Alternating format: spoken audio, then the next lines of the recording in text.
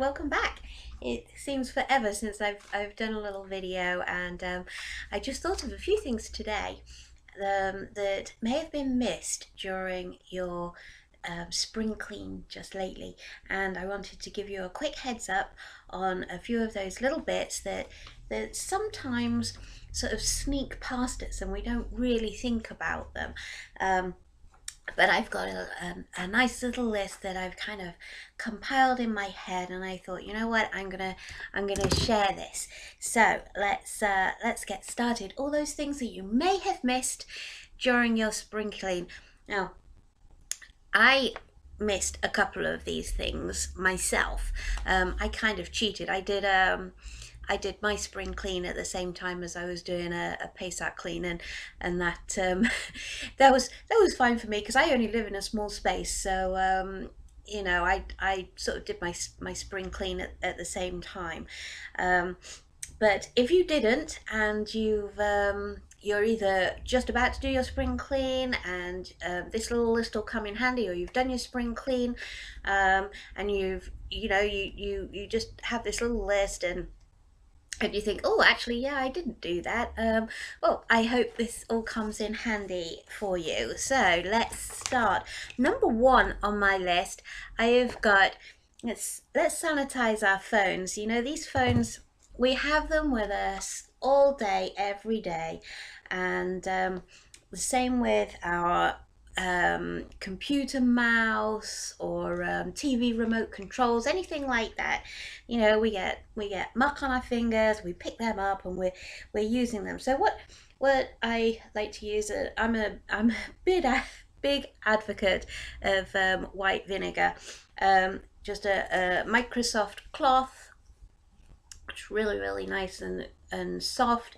You only need a tiny little bit, and that is just enough. The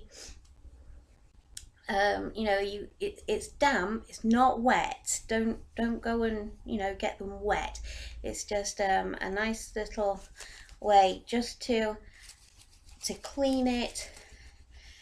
It gets the finger marks off, it gets all those nasty little bugs, and your phone or your remote or whatever is nice and clean and nice to use again.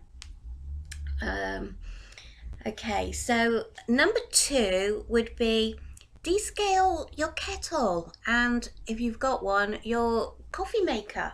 I mean, how often do we ever think about our kettles? Well, I think about my kettle every day, but I don't think about, you know, descaling it as often as I probably should. So that's another thing I missed when I was spring cleaning. So the easiest way I have found to descale a kettle. Now, I don't know about a coffee maker because I don't have one. I've never had one, and I don't know how it would fare in a coffee maker, but in a kettle, white vinegar works perfectly fine. You just fill your kettle with a nice amount of water, pop a bit of clear vinegar in. Don't use the malt vinegar. I tried that once when I was younger, and oh my goodness, we had to dump the kettle and air the house for about 3 weeks afterwards. It was dreadful. So make sure you're using clear white vinegar to descale your kettle, and then after it's all descaled, boil it again with just clear water for a couple of times before you use it again, and that should be great. Another thing you can do that you may have missed would be your shower head in your shower.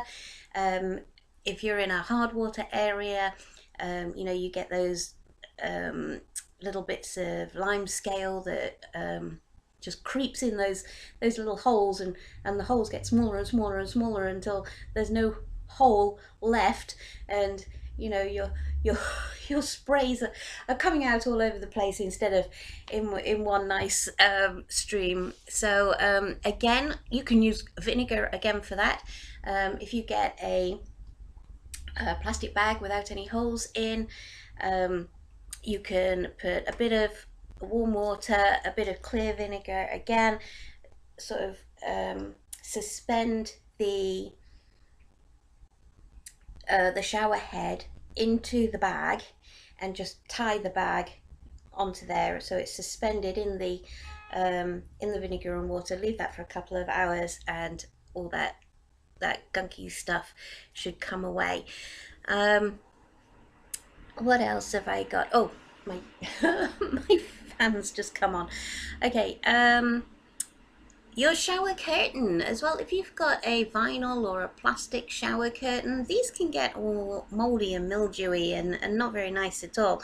Now most of these can go straight in the washing machine. Just shove them in with a couple of towels, bath towels, and on a low heat, and that should keep them nice and fresh. But do check what kind of material that they are made of, just in case you have one that can't be put in a washing machine.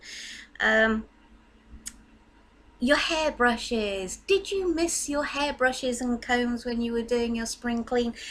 Get them all cleaned out, get rid of all the hair that's right in there, and all the little sometimes there's little bits of dust that gets clogged right down.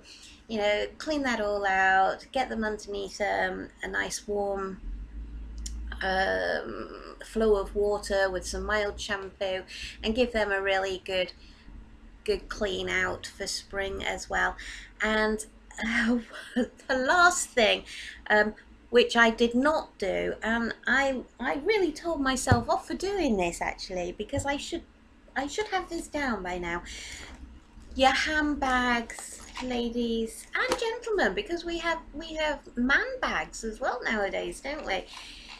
This is something that you use almost every day, if not every day, and you it gets moved around from probably dirty condition to dirty condition, at the bus stop, in the break room, on the floor, in the, wherever you work. So, handbags, bags need cleaning. Disinfect your bag. It's not, don't just, get your cloth and go, oh yes, I've done it, there we go. Get the whole thing emptied. I mean, I've got a ton of stuff here. I mean, I'm just gonna empty the whole lot out and just pull the whole lining up, and let's just get all this nice and clean. And I